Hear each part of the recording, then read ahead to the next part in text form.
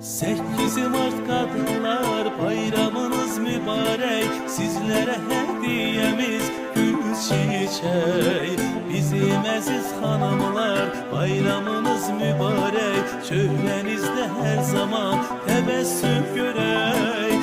8 Mart Kadınlar Bayramı 8 Mart Kadınlar Bayramınız mübarek. Sizlere hediyemiz gül çiçek.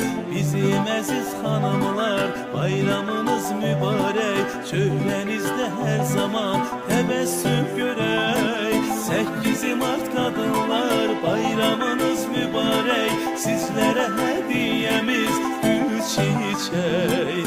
Bizim aziz hanımlar bayramınız mübarek. Şöhrenizde her zaman tebessüm görek. Bayramınız mübarek, mübarek.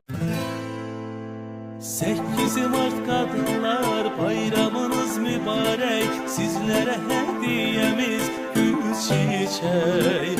Bizim aziz hanımlar bayramınız mübarek. Şöhrenizde her zaman tebessüm görek. 8 Mart Kadınlar Bayramınız mübarek. Sizlere hediyemiz gül çiçek.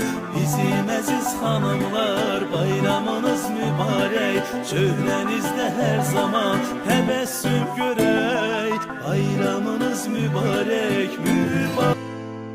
8 Mart Kadınlar Bayramınız mübarek. Sizlere hediyemiz gül çiçek.